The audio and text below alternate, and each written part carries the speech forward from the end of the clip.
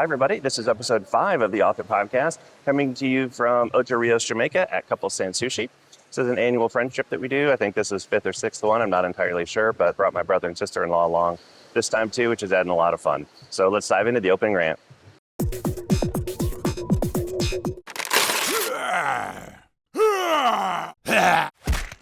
Okay, today we're getting a little bit silly, and we're going to step out boldly. We're going to talk about manspreading, mansplaining, and kind of an interesting world record that got set, and also some guerrilla marketing if everything goes according to plan.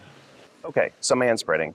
This came up because I posted a video about a travel down, and I'll put it up here so you can see. So we're on a flight down from Atlanta, and they serve us chips, these little tiny little sun chips, which I'd never seen before. So I'm like, well, wouldn't this be funny if we say, why did it happen? Is this because of pressure differences? So the first and only comment somebody made was about, oh, this poor woman that I'm manspreading into next to me. Well, happens to be my wife, and I'm a foot taller than her, but to compensate, is my seat larger? No.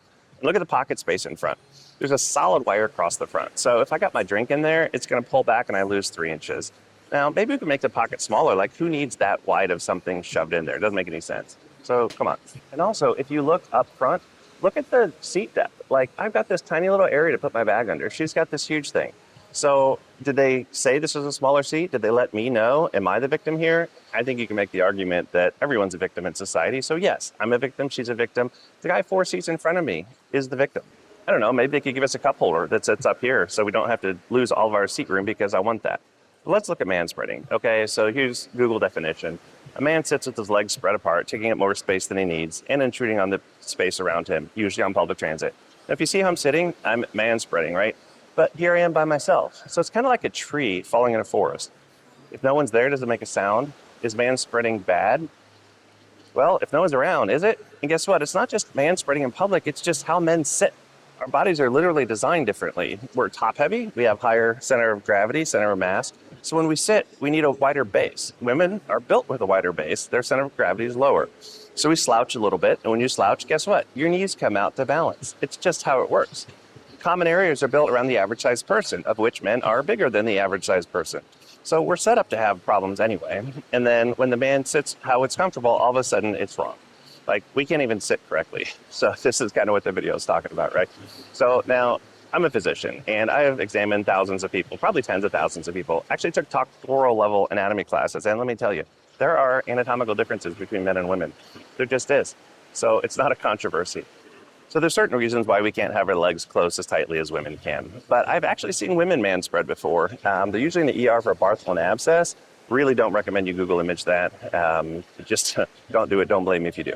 But I think it's just a way for men to be stigmatized again.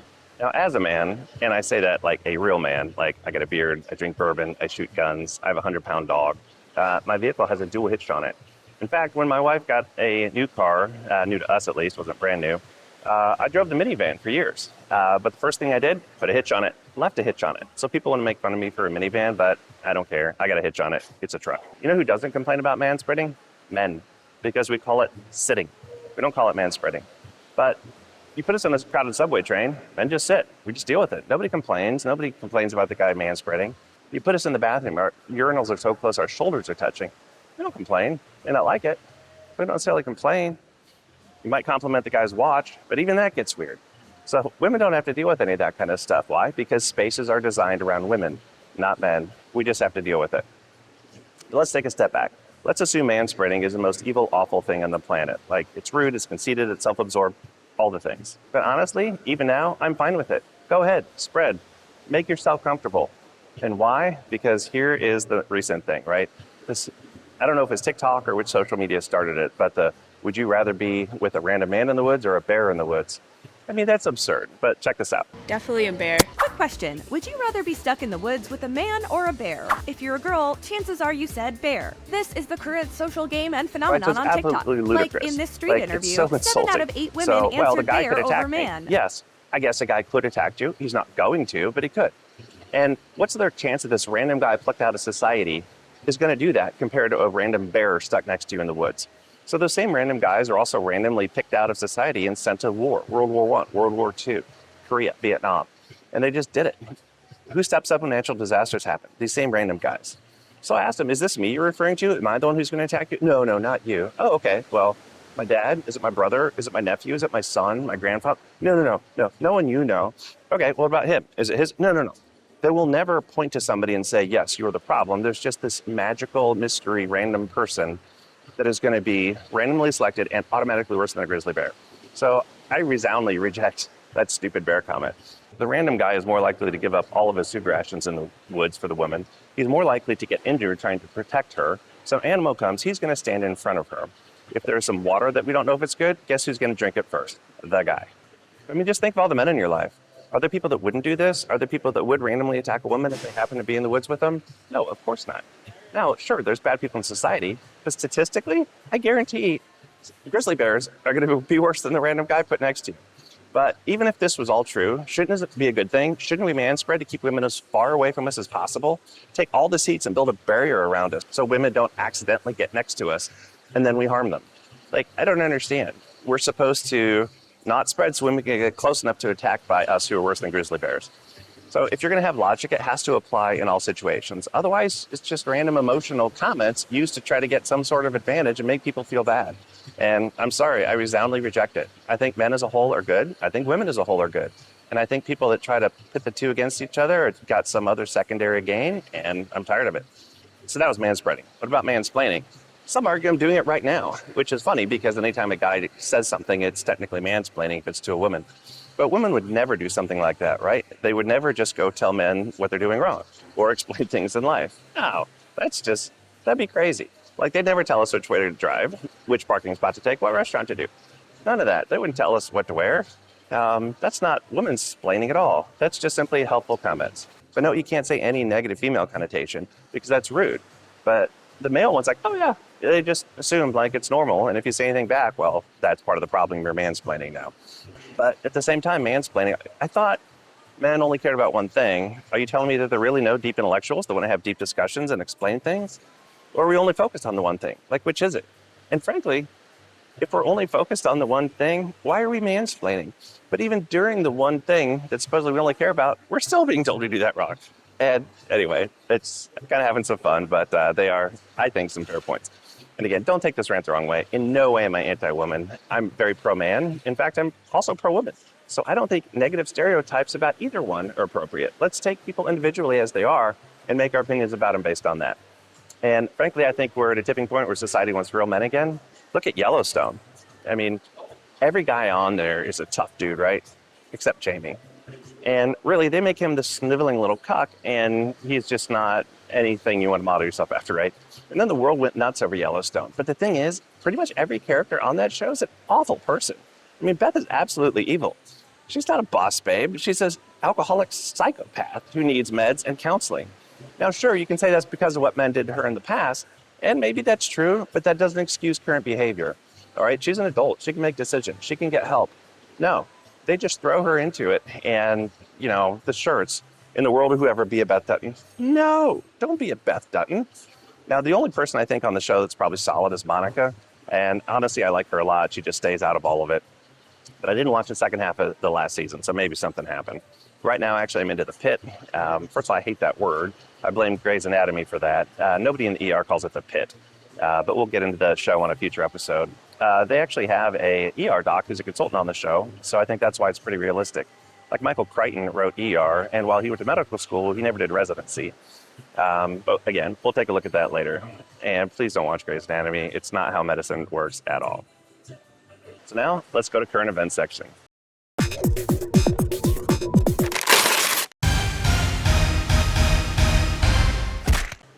Now, this is a bit on the sultry side, so if your kids are watching, anybody who can't handle some adult topics, why don't we go ahead and put them to this side? All right, so admittedly, I thought this was a Guinness Book of World Records comment, but it looks like it's just some other random internet record-keeping thing of some sex type thing. But I saw it scrolling through Facebook, and I know it was posted like this, but it was wrong. It said somebody set the Guinness Book of World Record for longest self-love session. It's like, wait a minute, they tracked that? And first of all, how long was it? So let's give me some backstory. I went to IU School of Medicine, and back in the early 2000s, I'm like, you know, we should do something epic. So I said, what's the longest penny pony ride? I was at Meyer, actually used to work at Meyer in high school, but they had a mechanical penny pony thing. I'm like, how long's the longest someone's done that? Maybe we can set a record for that. Maybe we can try to do some charity fundraiser or something. But Emailed them like, oh, I'm sorry, sir, we don't track that. We can't track everything in the world, and that's just not something we do. All right, fine, whatever. But then I see some absurd Guinness World Records since then. One of them was the highest pizza delivery, like highest elevations. I think Domino's maybe delivered a pizza at the top of Kilimanjaro. And they tracked that? Like, how is that any more important than the longest penny pony ride? Like, I don't know. I think if you're trying to get people to break records, the penny pony ride is a little bit easier to attain than delivering a pizza on top of Kilimanjaro or somewhere. That brings us to the topic of this section again. So I'm on vacation, minding Embo's own business, scrolling, and I see this comment about the guy sets the world record for longest self-love session. I'm like, okay, you're going to stop and take another look at that. It's like, okay, well, how long was it? 9 hours and 58 minutes. Right? That's crazy. That's almost 10 hours, half a day. So the pic was some guy sitting there smiling with a girl smiling in the background behind. It's like, I get why he's smiling, but why is she not disgusted? Like, why isn't she ready to vomit and walk out? And the more I thought of it, it's like, who would even track a record like this? And how is this more relevant than what I was talking about? But at the same time, how do you get to that record? Do you email them and say, hey, what's the record? Like, hey, we're going to break this. But then how do you verify it? Does he just say he does, or do you actually submit video evidence of this? I mean, a 10-hour-long video of that? How do you track frame by frame? Well, let's make sure he's not cheating. Make sure there's no mannequin or something in there. Like, did he splice this? Is the lighting all the same? Like, what are the definitions? How are the no friction injuries? I mean, I'm an ER doc. I see a lot of injuries when people come to the ER from various love issues and relieving tension issues and whatever. And this is quite the marathon session, though, so there's probably some injuries. But speaking of marathon, how do you get that far? Did he train for this? Like, if I'm going to run, I go to longer distances every week. Finally getting to the point where I can do a couple-hour run, but then I take a break for like a week before the race to let everything heal up. So did this guy do this? Or just grab the whole bull by the horn, so to speak, and go to town? I don't know. But really, it doesn't make any sense. It doesn't matter. Who grabs a basketball and decides to miss 5,000 free throws in a row? Who decides to dribble for hours without taking a shot? Who looks for the longest route to get somewhere? Right? Was he graphing a parabola? Like, it kind of approaches but never quite touches there? And what's the world record people? First, again, I thought it was Guinness, but it's not. What's their role in any of this? Why do they track it? And then it's like, well, who had the record before him? So, of course, I looked it up, and it was like 9.5 hours by the same guy. But it's like, why did he decide to just beat it? So priapism, right? You need to call somebody if you've had an erection longer than 4 hours. This guy's at 9 hours, 9 hours, 58 minutes.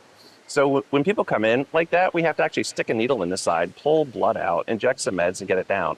And if we can't do that, urology takes them to OR, takes a scalpel right in the head, back into the shaft, 90-degree rotation to connect the two blood supplies. It's called a T-shunt. And if you have to do it on both sides, now you're non-functional for the rest of your life. So this guy clocked in almost 10 hours. And again, what are the criteria here? Did he have priapism? Was that what it was? Was there medical staff standing by just in case they needed it? And again, how planned was this?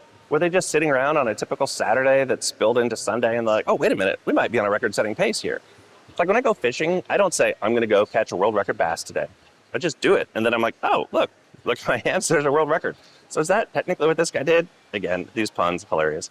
So as you know, I'm an author, fiction author, so I could go all day long making jokes about this guy because they're so easy. And it's all out there. And maybe that would set a Guinness Book World Records. Maybe I should email him. Like, what's the longest video made making fun of someone during a world record-setting attempt?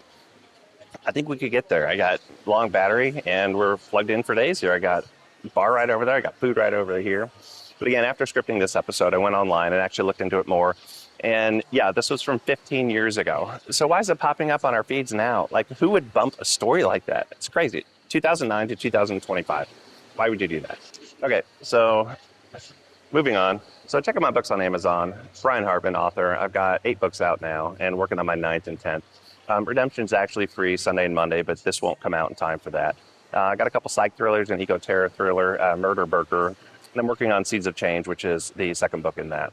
And then it's time to start a new psych thriller, which I cannot wait to do.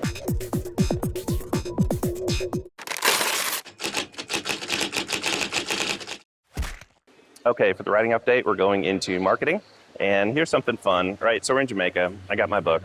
And I wanted to surprise my wife with this swimsuit. Now, take a look at this video. This British bloke got his girlfriend a swimsuit for vacation that had his face on it, like the entire face. Even put his backside on it. So I'm going to do something similar, but a bit more classy. And here's what I came up with. So I put the book cover on the front and had to put a QR code on the back. This download now or download here actually moved up. It had been under the QR code. I thought that was too close to the cheek, so I didn't want to do that. So my wife's a real sport, and I'm hoping later today she's going to wear it around the resort and see if people can download it, but we'll see what happens. So honey, let's keep coming up with good marketing ideas so that we can get people reading these books, and then I don't have to do these silly ones with you wearing swimsuits all around resorts. Not that you shouldn't be wearing swimsuits in Caribbean countries, like I want that for us. I just want people to buy the book so that we can do that without resorting to this. So thanks a lot for watching episode 5. Episode 4 was actually my highest viewed one, despite it being the most recently released. So I hope we're getting some traction here.